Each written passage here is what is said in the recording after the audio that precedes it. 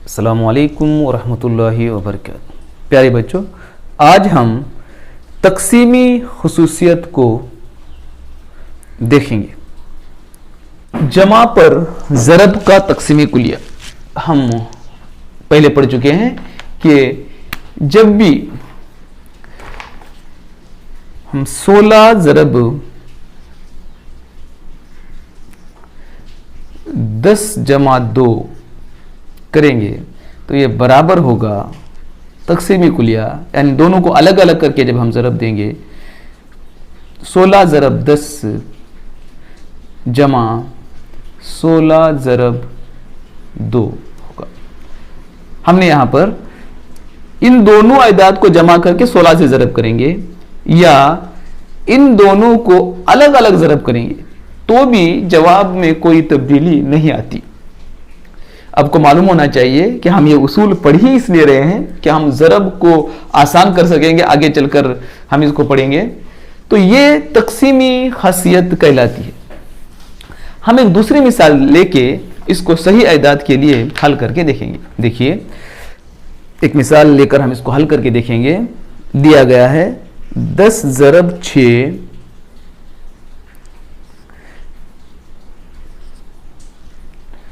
नफी 2 बराबर है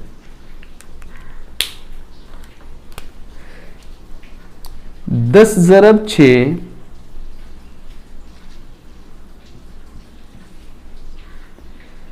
नफी 10 ज़रब नफी 2। हम इसको दोनों मिसालों को भी हल करके देखेंगे। अब हम इसको जब ज़रब देंगे ये होगा 10 ज़रब, दोनों अलामतें नफ़ी होने की वजह से 6 जमा 2 बराबर है 10 ज़रब 8 बराबर है 80 के। अब हम दाहिनी तरफ वाली मिसाल को हल करके देखेंगे तो ये होगा 10 ज़रब 6 यानी 60। ये दोनों अलामतें नफ़ी रहने की वजह से जमा 20, 10 दूनी 20 बराबर होगा 80 के। तो हम इसको ज़ाब्ते के तौर पर इस तरह से लिख सकते हैं। अगर हम किसी अदद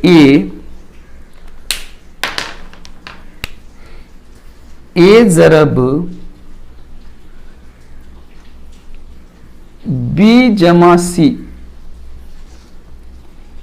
ए को बी जमा सी से ज़रब करते हैं तो ये बराबर होता है ए ज़रब बी जमा ए ज़रब सी।